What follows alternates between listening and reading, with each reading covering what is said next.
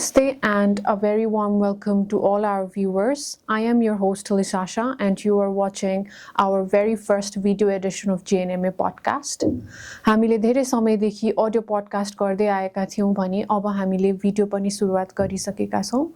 This is a very big milestone and an achievement for us, Journal of Nepal Medical Association. And in this special occasion, we have a very special guest with us today, a leader who has been the voice of doctors working here in Nepal, who has been fighting for the rights of doctors. He is an ENT surgeon and the current president of Nepal Medical Association from 2079 to 2082 BS, whose tenure is also coming to an end. He is none other than Dr. Anil Bikram Karki. Dr. Anil, हजुरलाई स्वागत छ हाम्रो पहिलो video पडकास्टमा. धन्यवाद. हजुरको tenure सकिँदै छ, कस्तो फिल भइरहेको छ? Is it a sense of relief or a bit of heavy heart? कस्तो महसुस भइरहेको छ डाक्टर? अब आई थिंक इट्स बोथ मिक्स्डै हो, तर अझै पनि सेन्स अफ रिलिफ भन्दा अझै I could have done more भन्ने खालको चाहिँ फिलिङ हुँदो रहेछ हैन. र अब यो भनौँ जस्तो यही पोडकास्ट हामी बसिराख्दाखेरि त्यसलाई अझ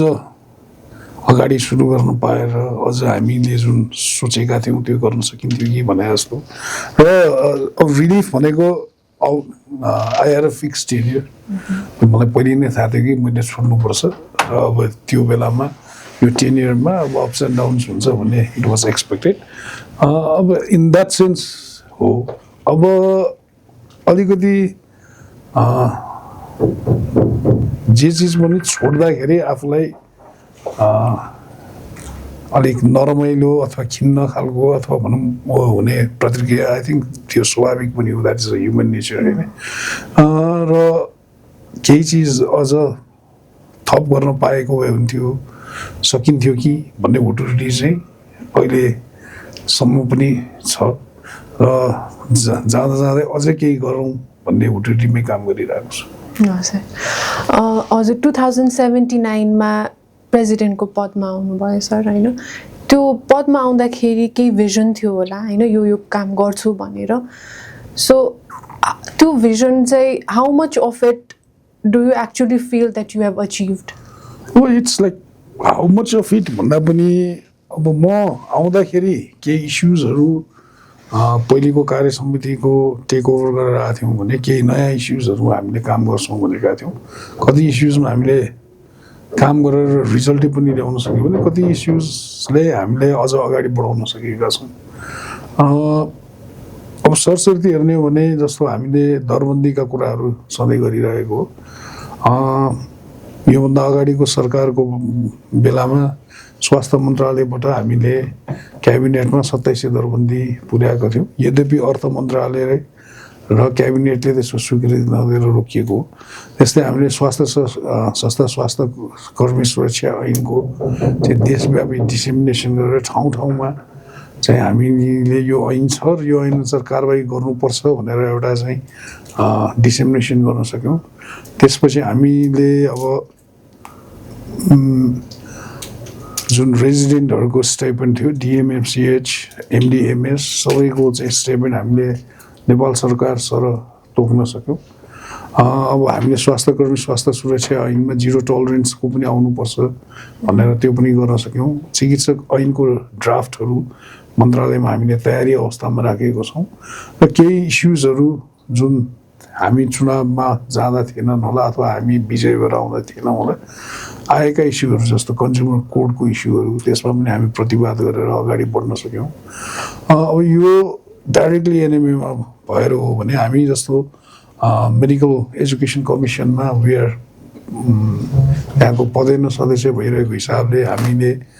केही चिजहरू त्यहाँबाट प्रमिस गरेका चिजहरू जस्तो पोस्ट ग्रेजुएटको सिट बढाउने त्योमा हामी सफल भयौँ. स्टाइपेन्ड तोक्ने त्यसमा हामी सफल भयौँ. अब रेजिडेन्टहरूको ड्युटी आवर्स ड्युटी उसको लागि स्वास्थ्य मन्त्रालयबाट हामीले चाहिँ अहिले पनि प्रेसर गरेर एटलिस्ट हप्ताको एउटा 24 घन्टा र 24 घण्टाभन्दा लामो ड्युटी राख्नुहुन्न भनेर अहिलेको माननीय मन्त्रीज्यूलाई चाहिँ हामीले सहमत गराएका छौँ र त्यो कार्यान्वयनलाई अगाडि बढाइदिनुहोस् भनेका छौँ। अब त्यसपछि हामीले केही चिजहरू गभर्मेन्टसँग अगाडि बढाउँदै गर्न सकेनौँ। जस्तो हामीले ट्याक्सको लागि वान टाइम ट्याक्स डिडक्सन भनेर अर्थमन्त्रीज्यूसँग तत्कालीन अर्थमन्त्रीज्यू राजस्वको साथीभाइहरूसँग म चाहिँ अर्थ मन्त्रालयका पदाधिकारीहरूसँग घनीभूत छलफल गरेर हामीले बुझाएका हौँ र त्यो अब कार्यान्वयन भएको छैन र त्यसमा हामी अझै पनि लागिरहेछौँ। अब त्यसपछि हामीले मेडिकल काउन्सिलबाट फेलोसिपलाई चाहिँ एउटा एक्रिडेट गर्ने फेलोसिपलाई चाहिँ स्ट्यान्डर्डाइज गर्ने काम गऱ्यौँ। सँगसँगै त्यहाँ चाहिँ वर्क प्लेस ह्यारेसमेन्टको चाहिँ एउटा प्रोटोकल डेभलप गरेका छौँ। हामीले गुड क्लिनिकल प्र्याक्टिस गर्नुपर्छ भनेर त्यसको चाहिँ जिम्मेवारी काउन्सिलको भनेर त्यसलाई अगाडि बढाएका छौँ। टेम्पोरेरी लाइसेन्स हट्नुपर्छ भनेर जुन हामीले सधैँ आवाज उठाएका छौँ त्यसको लागि काउन्सिलबाट निर्णय गरेर अहिले मन्त्रालय पुगेको छ। त्यसपछि हामीले क्वाकरीलाई चाहिँ स्टप गर्नलाई नेपाल मेडिकल एसोसिएसन र medical council dental association jointly मिलेर ठाउँ ठाउँमा हामीले यो मिसन क्वाकरी भनेर धेरै ठाउँमा जस्तो तपाईँको काठमाडौँमै केही संस्थाहरू जो चाहिँ नन मेडिकल संस्थाहरू थिए, अन्तिम विकल्प, प्रकाश भुजेलहरू भने जस्ताहरूदेखि चाहिँ ब्युटी पार्लर्सहरू काठमाडौँ बाहिर चितवन अन्त पनि यो अननेसेसरी जुन डेन्टलहरूको यो कामहरूमा। अब त्यसपछि पोलिसीमा हामीले स्वास्थ्य मन्त्रालयमा केही नचिनेका चिजहरू जस्तो अफ्थाल्मोलोजीको चाहिँ एउटा स्वास्थ्य मन्त्रालय अन्तर्गत थिएन, त्यसलाई पनि हामीले इन्ट्रोड्युस गर्न सकेको चाहिँ सुरु गऱ्यौँ। मेन्टल हेल्थ डिभिजन चाहिँ विभागमा बनाउनुपर्छ भनेर हामीले सधैँ भनेका थियौँ, त्यो पनि भएको छ। र अब त्यसपछि 1 वर्ष यो पिजीको लागि भनेर हामी त्यसको कानुनी लडाइँमा लागिरहेका छौँ। र अर्को अब सङ्गठनात्मक संरचनामा अहिले यो कार्यकालमा हामीले सबै प्रदेश संयोजक मार्फत प्रदेशको चाहिँ एउटा टिम स्टार्ट गऱ्यौँ। त्यसपछि ऱ्यापिड रेस्पोन्स टिम जुन थियो त्यसलाई पनि अझ स्ट्रेन्थन गर्न चाहिँ मन्त्रालय मार्फत काम गऱ्यौँ। त्यसपछि अब 4वटा ब्रान्च चाहिँ इस्ट्याब्लिस गरेर थपेका छौँ एनएमएलाई। मोरलेस सबैतिरबाट हामीले जहाँ प्रतिनिधित्व हुन्छ केही न केही चाहिँ नयाँ कामहरू, नयाँ सोचहरूमा काम गरेका छौँ। जस्तो अब हामी अर्गन ट्रान्सप्लान्ट कमिटीमा पनि मेडिकल एसोसिएसनको तर्फबाट त्यहाँ हुन्थ्यो, त्यहाँबाट पनि हामीले विदेशबाट नेपालमा अर्गन ट्रान्सप्लान्ट गर्न आउनेलाई एउटा खोकुलो बाटो बनाइदिएका छौँ भने मुलुकमा कार्डियक ट्रान्सप्लान्ट, लङ ट्रान्सप्लान्टको क्यापेसिटी छ भने त्यसलाई डेभलप गर्नु पऱ्यो भनेर पनि हामीले त्यसको स्वीकृतिको लागि मन्त्रालयमा पठाउन सकेका छौँ। यता फेरि तपाईँको चाहिँ ट्रान्सप्लान्ट सेन्टर्सहरू पनि थप्न सकियो, ट्रान्सप्लान्टको लाइसेन्स पनि बढाउन सकियो। सो मोरलेस काहीँ न जहाँ हामी छौँ केही न केही चाहिँ पोलिसी लेभलमादेखि लिएर काम गर्नेमा हामीले केही सहज हुने कामहरू गरेका छौँ। जस्तो मेडिकल काउन्सिलबाट एक्जामको डिसेन्ट्रलाइजेसन हुनुपर्छ भनेर हामीले पटक गरेका छौँ, त्यसमा चाहिँ काम अगाडि बढेको छ। अनलाइन अपग्रेडहरूको काम अगाडि बढेको छ, सफ्टवेयरहरू डेभलप गर्ने कामहरू त्यहाँ भएको छ। र हामीले चाहिँ नेपालबाट बाहिर पढ्ने जानेलाई पनि मेडिकल काउन्सिलले एटलिस्ट कलेजहरूको अनुगमन गर्नुपर्छ भनेर त्यसको सुरुवात स्वरूप हामीले बङ्गलादेशबाट चाहिँ अनुगमन मेडिकल काउन्सिलले गर्न सुरु भएको छ। यी विभिन्न हिसाबले हामीले काम गरेका छौँ। र अब यता एनएमएभित्र भन्यो भने अब यही पोडकास्ट त्यसकै हो। हामीले चाहिँ जेएनएमएलाई अलिकति रिसर्च ओरिएन्टेड बनाउँछौँ भने अब केही रिसर्चका कार्यक्रमहरू जेएनएमएसँग एसोसिएट भएर एनएमएले गरेकै छन्। जस्तो हामीले मेन्टल हेल्थमा काम गऱ्यौँ, त्यसको पब्लिस भयो। अहिले एनएचआरसीमा पनि हामीले मेन्टल हेल्थको गरेका छौँ। अब जेएनएमएले एआईको ट्रेनिङदेखि लिएर विभिन्नहरू काम गरेका छ। र अब इन्टरनेसनल्ली पनि हामीले एनएमएलाई अझ ग्रो गराएको छौँ। फर द फर्स्ट टाइम नेपालमा चाहिँ हामीले 18वटा देशको सीमाउ गऱ्यौँ। डब्लुएमएको काउन्सिलमा नेपालकोबाट प्रतिनिधित्व गर्ने गरी हामीले त्यहाँ 3जना सदस्य इन्ट्रोड्युस गर्न सक्यौँ। र हामीले डिफ्रेन्ट फोरममा हाम्रो डब्लुएमएको फोरममा हाम्रो देशमा हेल्थ वर्कर्स र हामीमा हुने भाइलेन्सलाई चाहिँ WMA ले नै नेपाल सरकारलाई लेख्नेसम्म चाहिँ हामीले त्योसम्म वातावरण क्रिएट गरौँ सो मोरलेस नेसनल र इन्टरनेसनल लेभलमा we have try to do as much as possible यद्यपि यो कस्तो रहेछ भने तपाईँको ओभरअल स्वास्थ्यलाई हेर्ने सरकारको नीतिदेखि लिएर सबै कारणले गर्दाखेरि सबै चिज 3 वर्षमा प्रमिस गरेका सबै चिज हुन्छन् भन्ने पनि भएन जति सक्दै गयो कति चाहिँ के भने हामीले अब प्लान गरिराख्दाखेरि गभर्नमेन्ट लेभलमा प्रेसर दिने कामहरूमा हामी गरिराख्दाखेरि पनि गभर्नमेन्टका सर्टेन रिजर्भेसन्सले पनि भएन होला र सर्टेन चिज चाहिँ अब आउने कार्य समितिको साथीभाइहरू जो चाहिँ अहिले मेरो कार्य समितिमा काम गर्नु रहनुभएको छ उहाँहरूले आएर पनि कन्टिन्यू गर्नुहुन्छ भन्ने विश्वास हो हजुर अनफिनिस्ड वर्कको बारेमा चाहिँ हामी अहिले एकैछिनमा छलफल गरि नै हाल्छौँ होइन धेरै कार्यहरू गर्नुभएको रहेछ हजुरको नेतृत्वमा नेपाल मेडिकल एसोसिएसनले विभिन्न डक्टर्स राइटकोमा चाहिँ धेरै कामहरू भइ नै रहेको रहेछ यो कार्यहरू जुन हजुरले मेन्सन गर्नुभयो यीमध्ये कुनै एउटा बिगेस्ट अचिभमेन्ट हाइलाइट गर्नुपर्दा कुनै त्यस्तो हजुरलाई एकदमै प्राउड फिल भएको मेरो नेतृत्वमा मैले यो गरेको काम हो भन्ने कुनै त्यस्तो काम अनि मलाई अब अहिले पनि भन्नुहुन्छ भने अब हाफ डन नै भन्छु मैले किनभने वी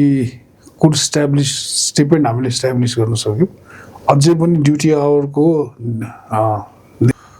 हाम्रै मुद्दाहरू जस्तो रेजिडेन्टकै स्टेपेन्डहरू इस्टाब्लिस गर्न होइन we are a long fight त्यसको डिफ्रेन्ट उहरू थियो र सबैभन्दा मलाई चाहिँ एज अ पर्सन सबैभन्दा च्यालेन्जिङ भन्दा पनि पर्सनल्ली ऊ लाग्ने चाहिँ के भने when my mother passed away होइन म त्यो बेलामा पनि अथवा उहाँ बिरामी हुँदा पनि मैले जति गर्नुपर्ने जति त्यो नगरिकन हाम्रै इस्युजहरूमा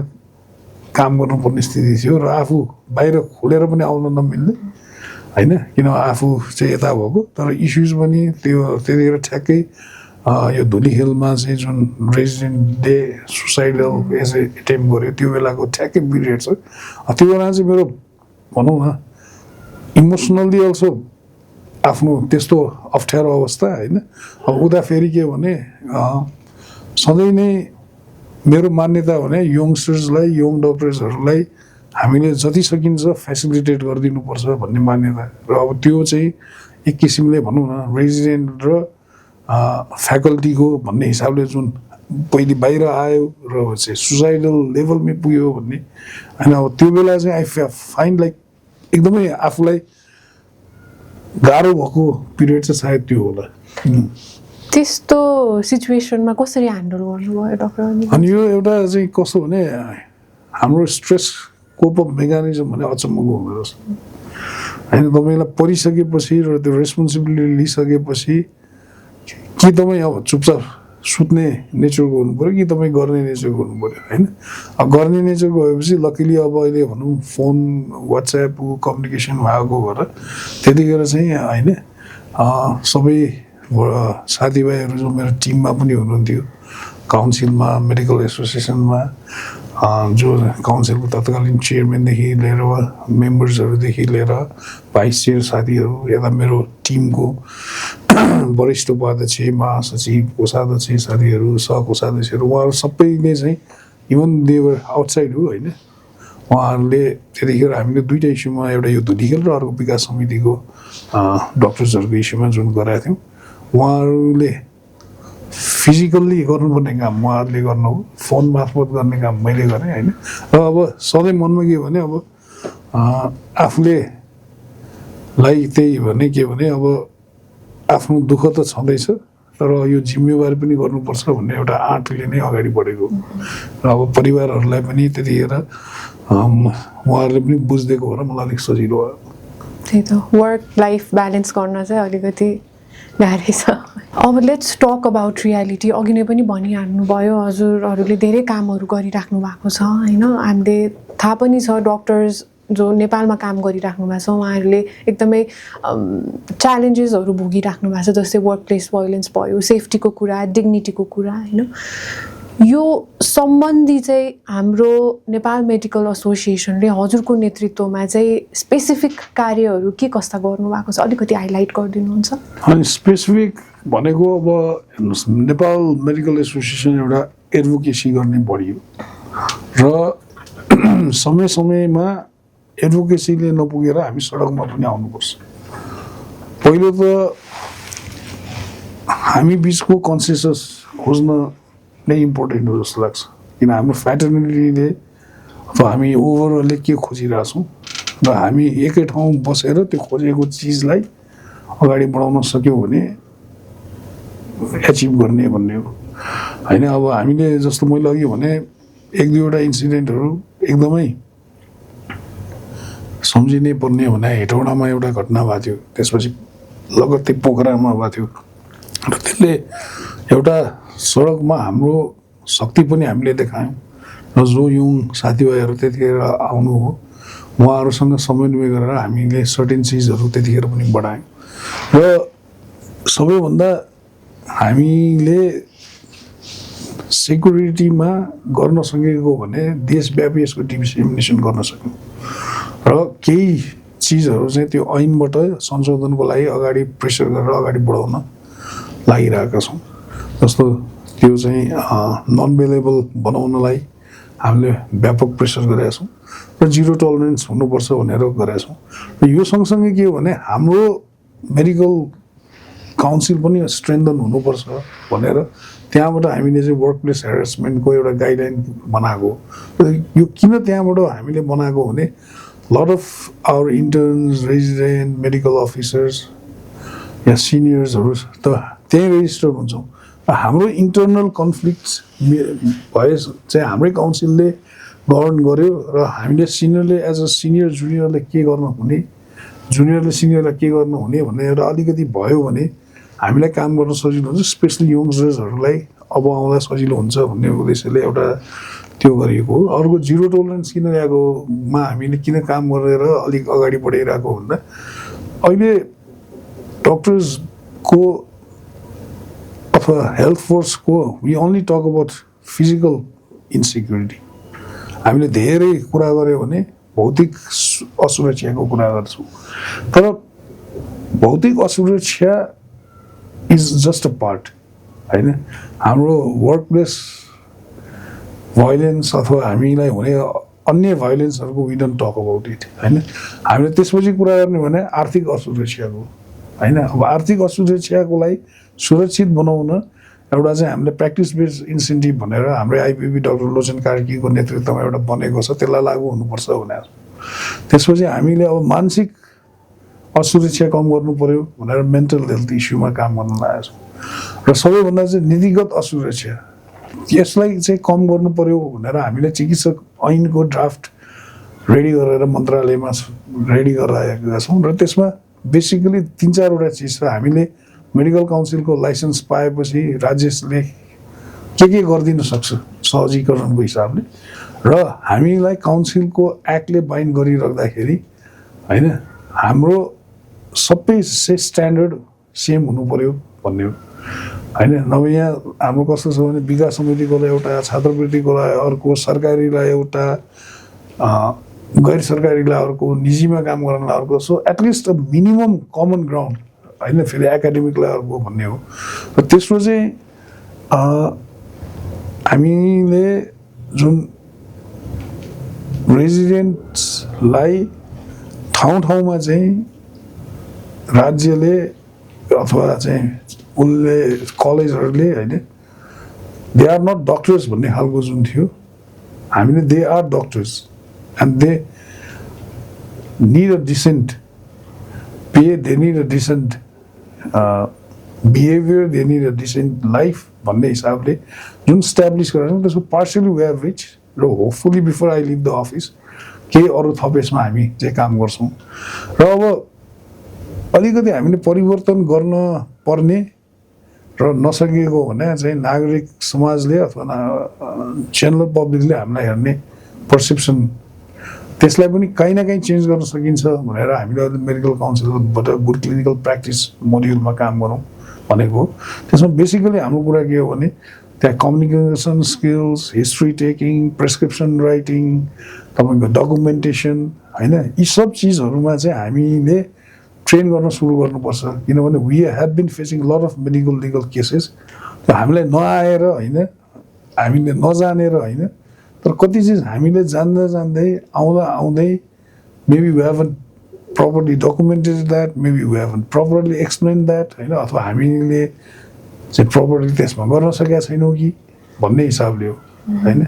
र सर्टेन चिजहरू हामीले चाहिँ मागिराख्दाखेरि त्यसको लिगल ग्राउन्ड पनि अलिकति चेन्ज गर्नुपर्छ भनेर जस्तो हामीले 1 वर्ष छात्रवृत्ति चाहिँ के अरे 1 वर्ष चाहिँ वर्क एक्सपिरियन्स पिजीको लागि हट्नुपर्छ भनेको छौँ र त्यसमा हामीले आयोगलाई शिक्षा मन्त्रालयलाई यो कुरा अगाडि बढाइरहेका छौँ र त्यसको लिगल ब्याटल पनि हामी चाहिँ सँगसँगै बढाएका छौँ त्यही भएर हामीलाई हाम्रो पर्सेप्सन सधैँ के छ भन्दाखेरि हाम्रो समस्याहरू विदिन मिनट्स विदिन सेकेन्ड्स चाहिँ समाधान होस् भन्ने छ गभर्मेन्टको के छ भन्दाखेरि एनीबडी इन द चेयर उहाँहरूले हेल्थको हेर्ने हेल्थ वर्कर्सलाई हेर्ने डक्टर्सहरूलाई हेर्ने नजरिया नै अलिकति कहाँ फरक छ भन्दाखेरि होइन यो चलिरहेको छ किन यसमा धेरै हामीले गर्नु पर्यो भन्ने र जेनरल पब्लिकलाई के लाग्छ भने हामी जुन हाम्रो दुःख छ जुन मेहनत छ जेनरल पब्लिकले के सोचिरहेको छ भने होइन डाक्टरहरू त को त आकाशमै फल्छ टिप्ने हो भने जस्तो होइन सो यो ब्यालेन्स क्रिएट गर्न चाहिँ अब हामीले काम गर्नुपर्छ जस्तो मलाई लाग्छ सो नेपाल मेडिकल एसोसिएसन मैले हजुरको कुरा सुन्दाखेरि चाहिँ कस्तो लाग्यो भने बिचतिर छ कि जेनरल पब्लिकको पनि कुरा सुनिदिनु पर्यो र गभर्मेन्टलाई पनि ब्यालेन्समा ल्याइदिनु पर्यो हामीले गभर्मेन्टलाई ब्यालेन्स गर्नुपर्छ भनेर त मैले भन्दिनँ किनभने हामीले त गभर्मेन्टसँग पोलिसी डिबेटदेखि लिएर पोलिसी गाइडलाइनदेखि लिएर उहाँहरूले ल्याएको पोलिसीको कमजोरीलाई पनि एनालाइज गर्ने हो होइन जस्तो हामीले पोलिसी गाइडलाइनको कुरा गर्दाखेरि जुन भेपको एन्टी टोब्याकोको त्यसपछि हामीले यो प्याड्स सेनिटरी प्याड्सहरूको जुन इस्युजहरू रेस गऱ्यौँ अब टोब्याको ट्याक्सेसन सुगर ट्याक्सेसनहरू होइन यो भनेको प्रो पब्लिक हो तपाईँले हाम्रो स्लोगनै हेर्नु भने विश्व युनिटी फ्याटर्निटी एन्ड सर्भिस होइन सो युनिटी मिन्स हामीमा फ्याटर्निटी भनेको हामीमा सर्भिस भनेर त द्याट इज पब्लिक होइन र त्यो सर्भिसको पाटोमा इट्स नट ओन्ली हामी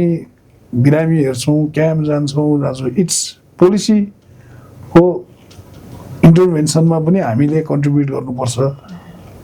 भन्ने जुन मान्यता हो त्यो मान्यतामै मेडिकल एसोसिएसनहरूले पनि काम गर्नुपर्छ होइन र डेफिनेटली त्यो ब्यालेन्स क्रिएट गर्न गाह्रो छ तर ब्यालेन्स पनि चाहिन्छ आई थिङ्क चुनौती त छ तर द्याट्स अमेजिङ लाइक हजुरले जे कामहरू सुरुवात गर्नुभयो नि त्यो like it's an amazing work जस्तो लाग्छ मलाई होइन अर्को हजुरले धेरै पटक भन्नुभयो जिरो टलरेन्सको कुरा होइन यो अलिकति महत्त्वपूर्ण हो जस्तो लाग्छ सो यसलाई अलिकति इलाबोरेट गरिदिनुहुन्छ अनि बेसिकली हामीले अब यो जिरो टलरेन्स भनेर चाहिँ के भनेको भनेर यो अहिले स्वास्थ्य मन्त्रालयमा बजेटमा पनि आएको छ भने in any form of work place भाइलेन्सलाई चाहिँ राज्यले शून्य सहनशीलता अप्नाएर त्यसमा चाहिँ इमिडिएटली इन्टरभेन गर्नु पर्यो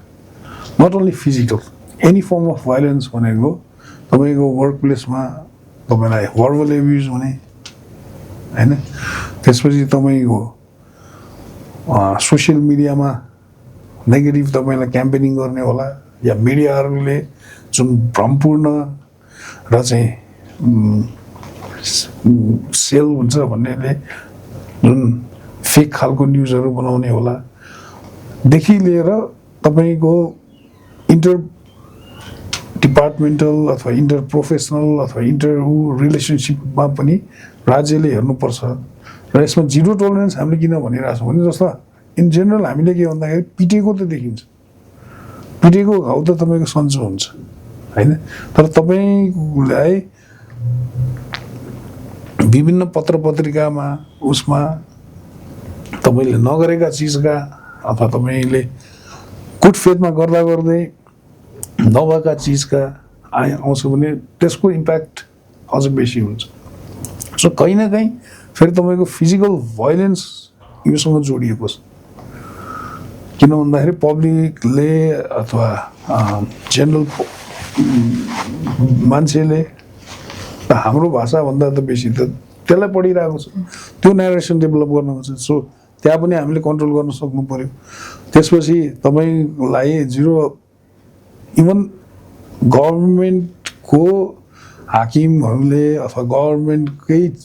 नीतिले पनि तपाईँलाई कुनै भायोलेन्सलाई उ गरेछ भने त्यसलाई पनि रोक्नु पर्यो भन्ने हाम्रो हो। त्यसमा अहिलेको वर्ष हामीले एउटा चाहिँ बजेटै राखेका थियौँ र हामीले स्वास्थ्य मन्त्रालयलाई एउटा वर्कसप गरेर होइन, किनभने यसमा यो this is a multi stakeholder check होइन। हाम्रो भर्सन एउटा होला, राज्यको भर्सन अर्को होला, राज्यकोमा पनि तपाईँको शान्ति सुरक्षा हेर्नेहरूको एउटा होला होइन, सञ्चार माध्यमको अर्को होला। त्यो गरेर एउटा पोलिसी ड्राफ्ट बनाएर यसलाई फाइनली चाहिँ त्यही ऐनमा इन्कर्पोरेट हुनुपर्छ होइन, ताकि तपाईँकोलाई सबैतिरबाट एउटा काम गर्ने एम्बियन्स होस्। र सबैभन्दा के हो भने अल्टिमेटली लज भनेको चाहिँ तपाईँको जस्ट मान्छेलाई साइकोलोजिकल्ली अथवा कुनै न कुनै कुराले तपाईँले बााउन्ड गर्ने हो, यो गर्नुहुन्छ यो हुँदैन भनेर होइन। कमसेकम यस्ता नीतिहरू आयो भने केही न हदसम्म मान्छेहरूले कम यस्ता चिज भोग्छन् र त्यो कम भोगिराख्दाखेरि त्यसको प्रोडक्टिभिटी राम्रो हुन्छ भन्ने हाम्रो विश्वास हो। यी सबै नीति चाहिँ किन हामीले कुरा गरिरहेछौँ भन्दाखेरि कहीँ न कहीँ अहिलेको आम बुझाइ के छ भन्दाखेरि नेपाल चिकित्सक सङ्घले चिकित्सकको मात्रै कुरा गर्छ या स्वास्थ्य कर्मीको मात्रै कुरा गर्छ। 72 घन्टासम्म काम गरेको डाक्टरहरूलाई तपाईँले 72 घन्टामा चाहिँ त्यहाँ भेट्दाखेरि वाट डु एक्सपेक्ट। त्यही भएर यो सब कुराहरू चाहिँ पोलिसी उसमै आउनु पर्यो र सबैभन्दा चाहिँ विदिन द मेडिकल कम्युनिटी पनि हाम्रो सोचबाट अब हामी अलिकति बदलिनु पर्यो कि मैले 72 घन्टा गरेँ, that was or might have been practical then होइन। जुन बेला चाहिँ भन्नुहोस् तपाईँको हामी सङ्ख्यामा कम थियौँ होला, काम धेरै हुन्थ्यो होला। अब अहिले हामी सङ्ख्यामा धेरै छौँ र मेन्टल हेल्थको हामी धेरै कुरा गर्छौँ, स्ट्रेसको धेरै कुरा गर्छौँ। यो सबै कुरा गर्दाखेरि त 72 घन्टा इट डजन्ट साउन्ड लजिकल। अब 72 घन्टालाई 24 घन्टामा घटाउने भने त के हो भने त्यो 3 जनाले काम डिभाइड गर्नु पर्यो। 3 जना गऱ्यो भने तपाईँ अभियसली कम हुन्छ। अझ 12 घन्टा गऱ्यो भने त 6 जना चाहियो होला र तपाईँले 150 जनालाई हेर्ने सिस्टम जुन बनाउनु भएको छ त्यसले त तपाईँको नम्बर 150 देखायो होला। न त्यो डाक्टर साहब जसले 150 हेर्नुहुन्छ न उहाँ सेटिस्फाइड न त पेसेन्ट सेटिस्फाइड। सो अब हामीले मन्त्रालयलाई चाहिँ अब यो ह्युमन रिसोर्स म्यापिङमा तपाईँले यो अस्पतालमा यति बेडलाई यति डाक्टर भनेर म्यापिङ गरेको म्यापिङलाई हामीले अब साइन्टिफिक भएन भनेर हामी भन्न गएको छौँ। तपाईँको हस्पिटलको बेड होइन, हस्पिटलको पेसेन्ट हेर्नु पर्यो। How many OPD visits, how many procedure होइन, कति चाहिँ अपरेसन हुन्छ कति हुन्छ, त्यो अनुसार तपाईँले ह्युमन रिसोर्स जुटाउन सक्नुभयो भने बल्ल चाहिँ प्रपर काउन्सिलिङ हुन्छ, प्रपर चाहिँ टाइम म्यानेजमेन्ट हुन्छ, पेसेन्टले सेटिस्फ्याक्सन पाइन्छ। So now we have started talking not only quantitative but qualitative health service हैन। र हामीले सधैँ के भनेको हो भने तपाईले स्वस्थ मुलुक चाहनुहुन्छ भने चिकित्सक स्वास्थ्यकर्मी स्वस्थ चाहियो। म चाहिँ आफै 72 घन्टा ड्युटी गरेर गर्छु भने त I am bound to make mistakes, किनभने मेरो प्रेजेन्स अफ माइन्ड नै सही हुँदैन। त्यही भएर अब हामीले कुरा गरिराख्दाखेरि सबै यी चिजहरू भनेको कहीँ न कहीँ भाइलेन्सका कडी हुन् र यसमा जिरो टलरेन्स हुनु पर्यो। लिडरसिपमा एकदमै one of the major skills as a leader हुनुपर्ने भनेको डिसिजन मेकिङ स्किल हो जस्तो लाग्छ मलाई होइन, विच इज भेरी हार्ड। किनकि सङ्गठनको सबै मेम्बरहरूलाई आफूले गरेको डिसिजन खुसी पार्न सकिँदैन होइन। सो यही सन्दर्भमा कुनै त्यस्तो एउटा डिसिजन थियो जुन तपाईँले गर्नुभएको अलिकति कन्ट्रोभर्सियल या मानिसहरूले क्रिटिसाइज गरेको, तर क्रिटिसाइज गर्दा गर्दै पनि you stand by with that decision होइन, त्यस्तो कुनै थियो डक्टर? मलाई लाग्छ यो पिजी स्टिपेन्डकोमा यो 25-30-35 हजारको जुन हामीले एउटा स्वास्थ्य मन्त्री, शिक्षा मन्त्री, हामी र प्राइभेट मेडिकल कलेज एसोसिएसनको बेला एउटा गऱ्यौँ। सायद त्यही नै होला controversial, but even though it is controversial मलाई चाहिँ आज पनि I stand with that then होइन। अब यसलाई अलिकति मैले किन भन्छु भन्दाखेरि यो स्टेटमेन्टको कुरा हामीले सुरु गरेको डिएमएमसिएचको स्टेटमेन्टदेखि हो। त्यतिखेर हामीले रिक्वेस्ट गरेर एमइसीले डिएमएमसिएचको सेल्फ एप्रेजल फर्म 9 तह सरको दिएनौँ भने दिन्न अथवा सेल्फ एप्रेजलमा त्यो कमिटमेन्ट गरेर भर भनेपछि मेडिकल कलेजहरूले उहाँहरूले सहजै त्यो भर्नु। जब एमडिएमएसको कुरा आयो 15औं चिकित्सा शिक्षा आयोगको 15औं बैठकमा त्यो खास एजेन्डा पनि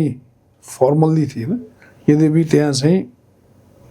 यो एजेन्डा किन उठ्यो भन्दाखेरि सिमिलर प्रोसिड्युरमा चिकित्सा शिक्षा आयोगले चिठी लेखेर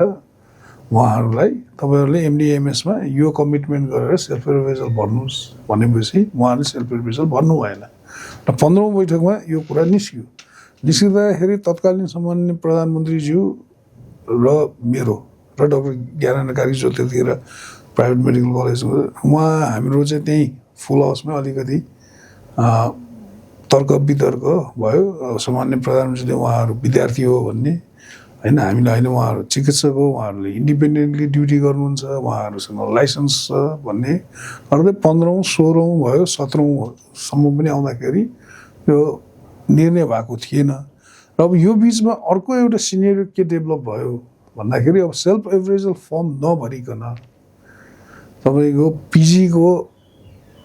आउँदो सेसनको सिट इन्स्योर नहुने रहेछ। सो हामीलाई यति कल्सहरू आयो, यति प्यारेन्ट्सहरूको प्रेसर आयो, साथीभाइहरू नै आएर जो चाहिँ पिजीको तयारी गर्नुभएको थियो हामीलाई बरु त्यही 18,000 ठिक छ, हामीलाई त्यही 15,000 ठिक छ, तर तपाईँहरूले स्ट्यान्ड लिएर हाम्रो भविष्य बिगारिदिनु भएन। सो एउटा हाम्रो एजेन्डा छ जुन scientifically morally is very correct. अब अर्कोतिर भनौँ 800-900 पिजी पढ्ने भाइ बहिनीहरूको भविष्य छ होइन, भनौँ 3-4 हजार पिजी एस्पिरेन्टको एस्पिरेसन छ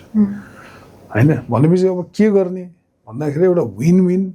अथवा चाहिँ एटलिस्ट सेल्फ एप्रेजल फर्म भरेर यो इन्स्योर गर्न सकिन्छ भन्ने हिसाबले हामीले 25, 30, 35मा त्यो पनि हाम्रो लामो छलफल र हामी चाहिँ लामो यो मान्दैनौँ भनेर अडान लिइराख्दाखेरि पनि हामी बाध्यात्मक भएर यसलाई गऱ्यौँ र त्यसको हस्ताक्षरकर्ता सरकारबाट 2टा मन्त्री र हामी 2टा एसोसिएसनका थियौँ। र लजिकली एउटा के भने केही भए पनि यो वर्षलाई बढ्यो र त्यो फेरि के भने यो वर्षको लागि मात्रै थियो, त्यो वर्षको द्याट पार्टिकुलर इयर्सलाई मात्रै थियो होइन। भने हाम्रो अडान चाहिँ के थियो भने सबै रेजिडेन्टहरूलाई 8औं तहको हुनुपर्छ होइन भन्ने थियो। अब हामीले यो वर्षलाई मात्रै त्यो भनेर किन गऱ्यौँ भने त्यो नगर्दाखेरि सेल्फ एप्रेजल फर्म भर्ने लास्ट डेट हुँदाखेरि उहाँहरूले नभरिँदाखेरि त पिजी त कोल्याप्स भयो।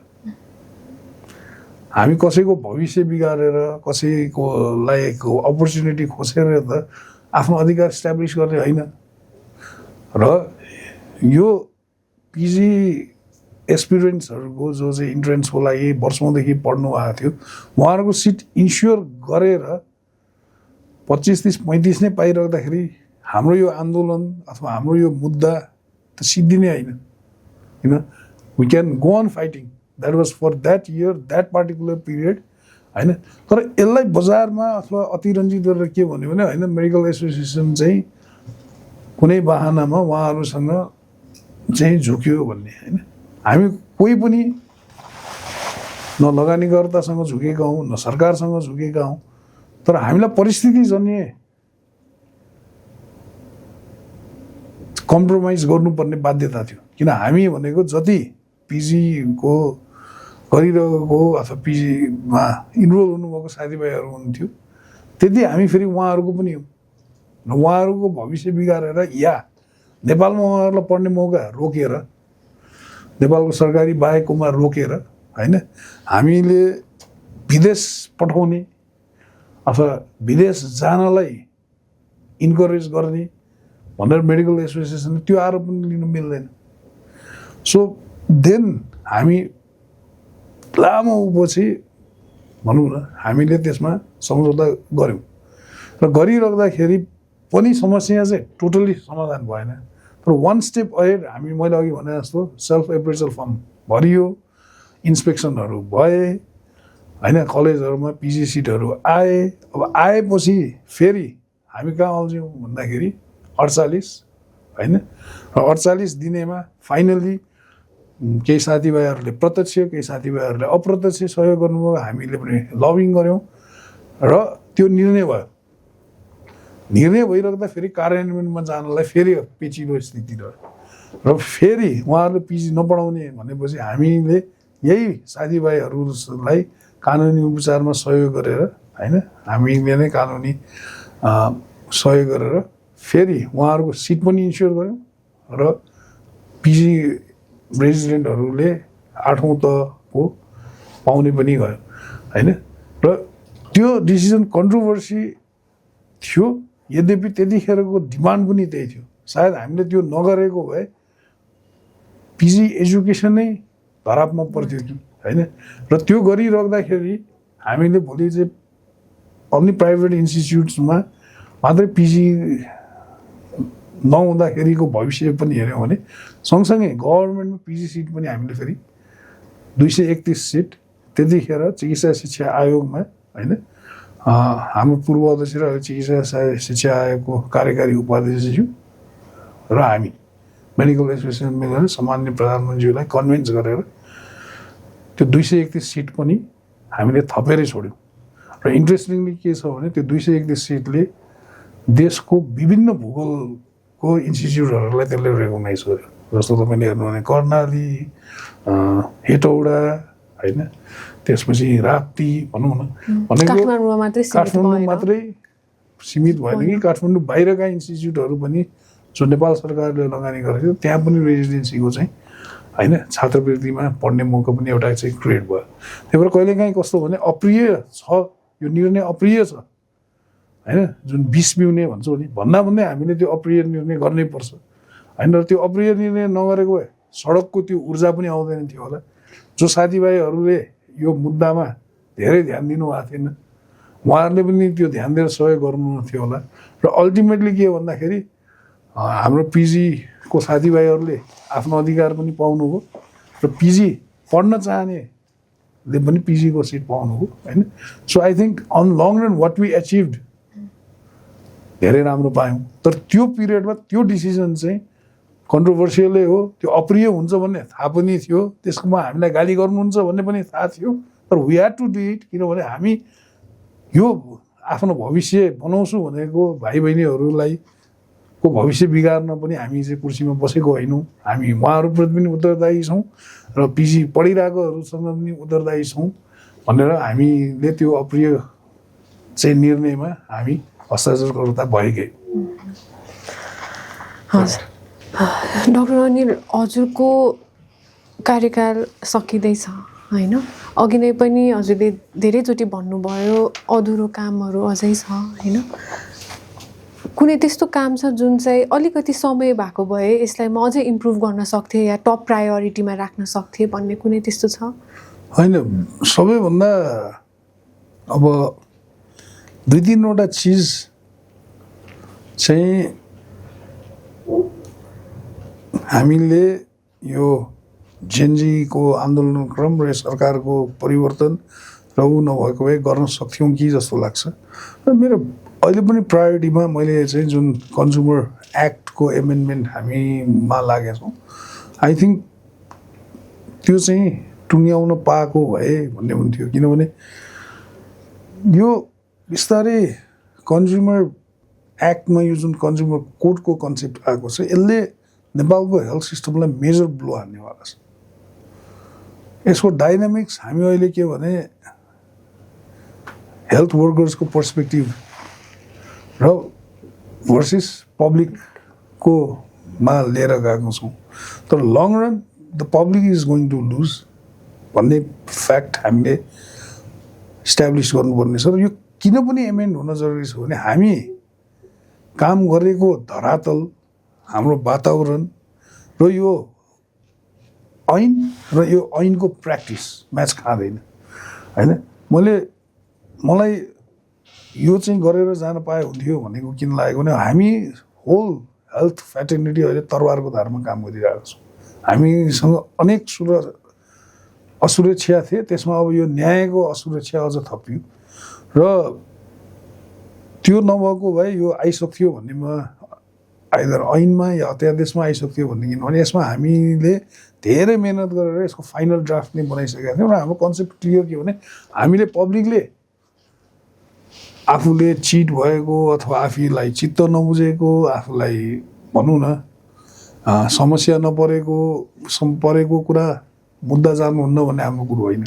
तर मुद्दामा फेयर ट्रायल चाहिँ मेडिकल कम्युनिटीले पनि पाउनुपर्छ मेडिकल एक्सपर्टहरू पनि त्यसमा चाहिँ इन्भल्भ हुनुपर्छ भन्ने हाम्रो कुरा हो र मैले यो भोलि पब्लिक साइडबाट पनि यो मेजर हेल्थमा चाहिँ यसले समस्या ल्याउँछ भनेको कारण के हो भने अब हामीले अहिले जुन फैसलाहरू सुन्यौँ जुन एमाउन्टहरू सुन्यौँ त्यसका 3-4वटा बाटो छ एउटा जबसम्म तपाईँले एक्सपर्टहरू राखेर काउन्सिलहरू राखेर गर्नुहुन्न तबसम्म त्यसको लिगलिटी होला तर त्यसको टेक्निकलिटी सही थियो कि गलत थियो भन्ने प्रश्न रहन्छ उदाहरणलाई भनौँ हामीले कोही पत्रकारसँग चित्त बुझेन भने हामी प्रेस काउन्सिलमा जान्छौँ न्यायाधीशहरूसँग अथवा न्याय सम्बन्धन चिज परेन भने हामी न्याय परिषद जान्छौँ होला त्यस्तै चाहिँ वकिलहरूको भने बार काउन्सिल जान्छौँ भने हाम्रो पनि त मेडिकल काउन्सिल छ हाम्रो पनि त नर्सिङ काउन्सिल छ फार्मेसी काउन्सिल छ so that team of experts has to be there र यो इन्टेन्सनली हटाएको जस्तो किन लाग्छ भने 75 भन्दा अगाडि जुन ऐन थियो त्यसमा सिरियसको अन्तर्गत हुँदा पनि त्यहाँ चाहिँ एउटा डाक्टर राखिएको छ भनेपछि यो उद्योग मन्त्रालयमा केही सीमित व्यक्तिको स्वार्थमा यो हटाइएको होइन भने पुरानो ऐनमा भएको तपाईँले किन हटाउनु कस्तो टिम बनाएको छ भन्दा चाहिँ न्याय सेवा र प्रशासन सेवाको 3जना मान्छेले डिसाइड गर्ने होइन दोस्रो अब यसको साइड इफेक्ट्सहरू के हो आज तपाईँले अब डक्टरलाई धेरै इन्भेस्टिगेसन गरिस् भनेर चार्ज गर्न किन सक्नुहुन्न भने अब उनले भोलि चाहिँ सबै चिज प्रिसाइसली नगरेकोमा अथवा धेरै गरेकोमा मुद्दा खानुपर्छ भने उनले किन चाहिँ कम्प्रोमाइज गर्ने एक दोस्रो अहिलेको जुन हाम्रो हेल्थ सिस्टमको रस छ त्यसमा त एररको चान्स त छ भनेपछि अब भोलि सरकारी या निजीमा जो काम गर्ने चिकित्सकले जुन भिडमा जुन उसमा काम गरिराख्नु होला र विशेष त सरकारीमा होइन भने उहाँहरूले अब हामी त्यसरी गर्दैनौँ भनेर किन नभन्ने त्यसमा तपाईँको के हो भन्दाखेरि कसलाई फाइदा छ त्यसले भन्दा कि यो माल प्र्याक्टिस सुट गर्ने लयर्स कि इन्फिडिलिटी इन्सुरेन्स गर्नेहरू यो कस्ट कहाँ एड हुन्छ त हेल्थ केयर डेलिभरी र सबैभन्दा के हो भने कम्पेन्सेसन जहाँ पनि प्र्याक्टिस छ नेपालमा पनि थियो यो अदालत नआउँदा पनि थियो अरू अदालतले पनि गरिरहेको थिए तर त्यसको मेकानिजम भनेको के भने त्यो चाहिँ एउटा कम्पेन्सेसन कमिटी जस्तो हुनु पऱ्यो होइन तपाईँ एउटा मान्छे चाहिँ 1 वर्षमा कुनै कारणले भयो अब उसको चाहिँ क्षतिपूर्ति के भने ऊ चाहिँ 73 वर्ष बाँच्थ्यो यति पैसा कमाउँथ्यो भनेर जुन हामीले पहिले पढ्थ्यौँ अन्डा यतिवटा चल्ला यतिवटा त्यसपछि गाईको दुध भनेर जस्तो यस्तो सिस्टमले कम्पेन्सेसन दिएर किन प्र्याक्टिस गर्ने एकतिर तपाईँ पढाइको कस्ट यति राख्नु भएको छ टाइम यति धेरै टाइम लाग्छ पे तपाईँ लो पे गरिराख्नु भएको छ तपाईँ भिडभाडमा काम गराइराख्नु भएको छ अनि तपाईँको कम्पेन्सेसन लेभल चाहिँ के भने इन्टरनेसनल प्र्याक्टिस हेरेर हो अथवा इन्टरनेसनल गाइडलाइन्स हेरेर र तपाईँले त्यो डलरलाई नेपालीमा क्यालकुलेट गरे जस्तो पाउन्डलाई नेपालीमा क्यालकुलेट गरे जस्तो भनेपछि अब त्यसपछि त अब हेल्थ केयर प्रोफेसनल्सहरूले काम गर्ने कि नगर्ने डक्टरले रिस्कमा काम गर्ने कि नगर्ने तपाईँ रिस्कमा काम गर्नुभयो भोलि चाहिँ भवितव्य भयो भने त तपाईँ पर्नु होइन काम गर्नु काम गरेर तपाईँले पाउने भन्दा रिस्क धेरै भएपछि तपाईँले किन काम गर्ने एउटा दोस्रो पढ्ने कि नपढ्ने तपाईँ अहिले धेरै विकसित देशहरू युएसहरूमा हेर्नु हो भने people have stop studying medicine why भन्दाखेरि you have to put lot of sweat तपाईँ धेरै मेहनत गर्नुपर्छ पढ्नु तपाईँ ड्युटी धेरै गर्नुपर्छ अनि तपाईँले डक्टर भएको र अर्को प्रोफेसनमा गएको राज्यले एक्स्ट्रा केही उ गर्दैन भने तपाईँ किन यो तनाव दिने होइन हो तपाईँ धेरै विकसित देशमा हेर्नु हो भने 6 महिना waiting time is good enough होइन हामी यहाँ के भन्छौँ त्यही दिनमा हेर्नुपर्छ तपाईँ भनेपछि तरबारको धारमा काम गरौँ भने अनि अर्को तरबारको धार के हो भने अब गल्ती गरिस् भने होइन र स्ट्यान्डर्ड मेडिकल प्रोटोकलहरू फलो हुँदा पनि आउटकम मैले you don't get always what you expect होइन तर अब त्यो भयो भन्दैमा तपाईँ चाहिँ भनेको मलाई चाहिँ अहिले पनि के हो भन्दाखेरि अन अ लार्जर हो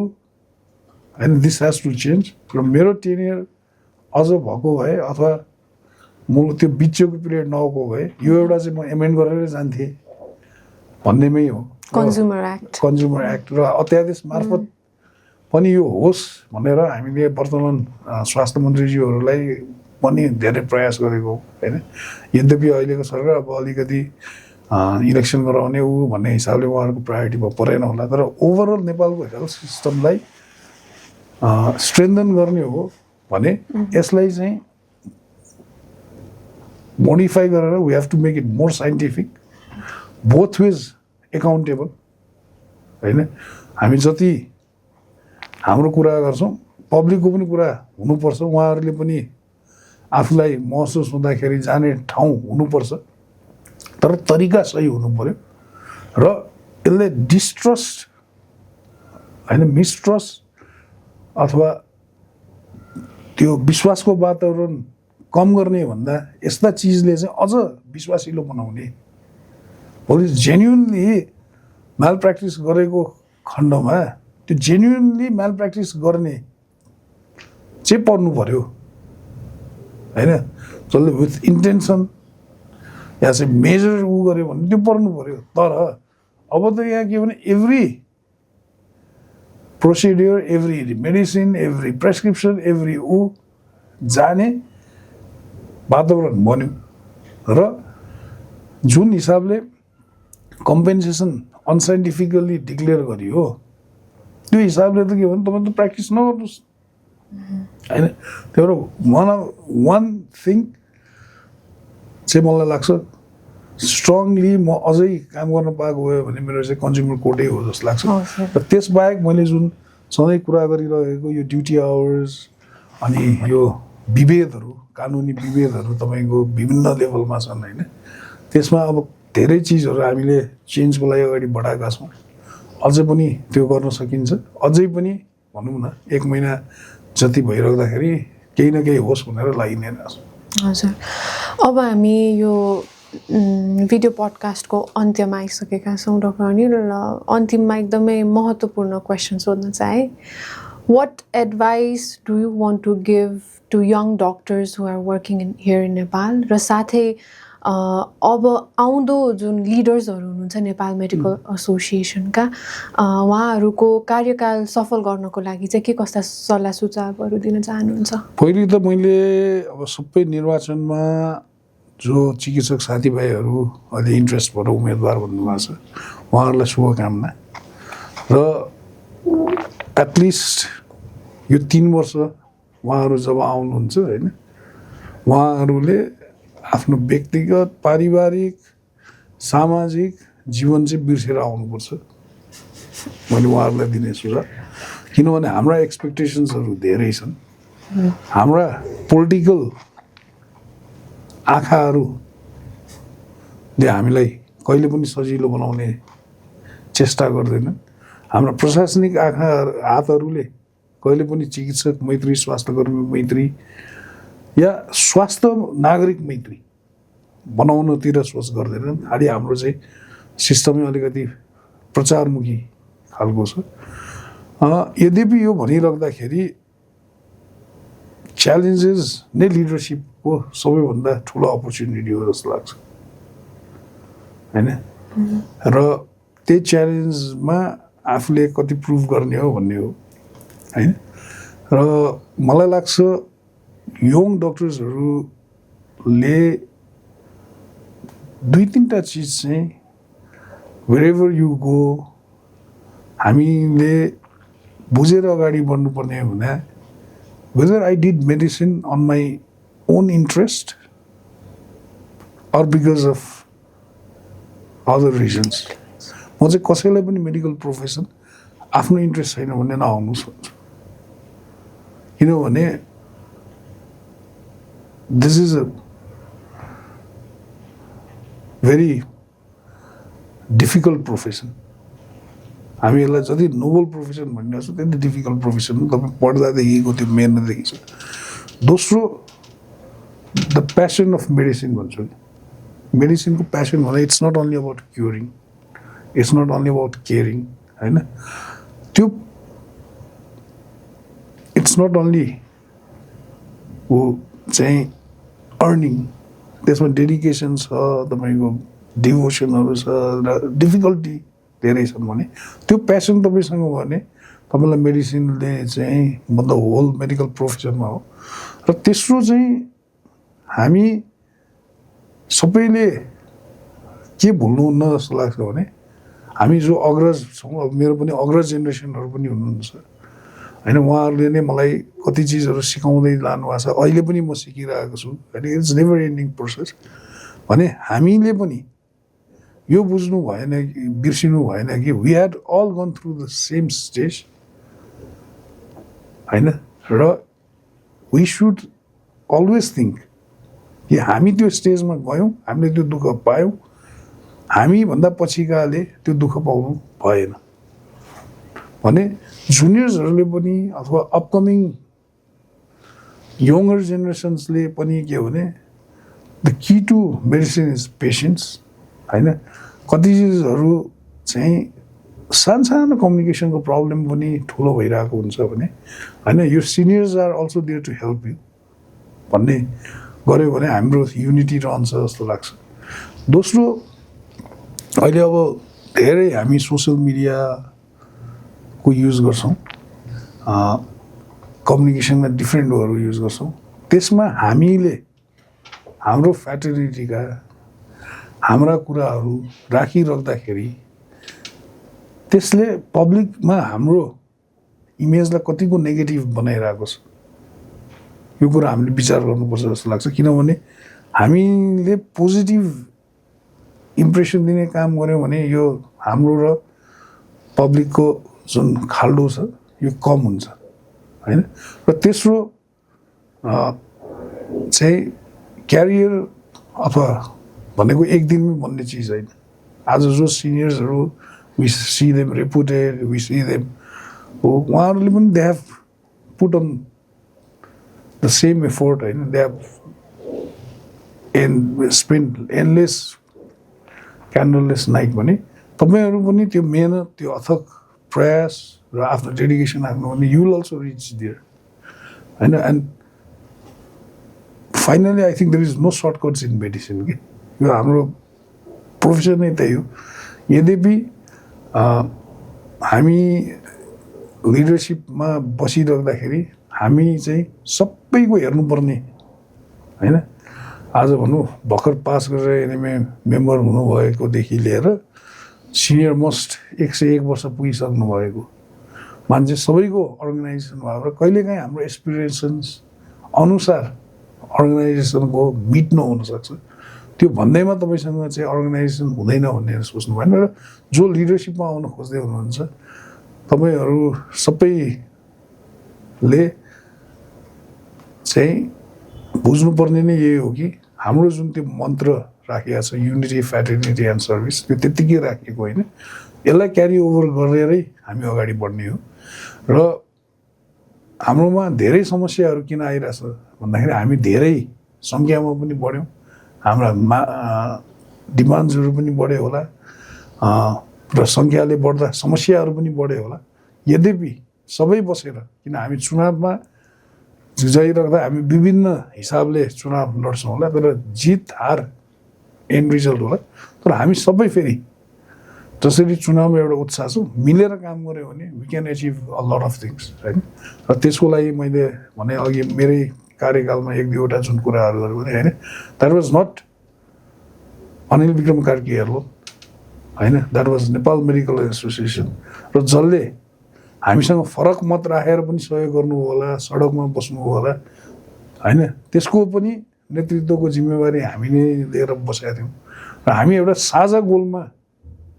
फोकस थियो भने हाम्रो तरिका फरक हुन सक्छन् होइन तर हामी गोलमा हाम्रोमा चाहिँ फोकस भएर काम गऱ्यौँ भने every years every days to come will have better life to live भन्ने विश्वास साथ अगाडि बढ्ने हो र जाँदा जाँदै यो हाम्रो फर्स्ट पोस्ट कार्ड्स भएको र यसलाई चाहिँ हाम्रो अमेरिका नेपाल मेडिकल फाउन्डेसनले हामीलाई यो बनाउन सहयोग गरेकोमा मैले यही पोडकास्ट मार्फत अहिलेको प्रेसिडेन्ट डाक्टर विष्णु सापकोटा लगायतको होल टिमलाई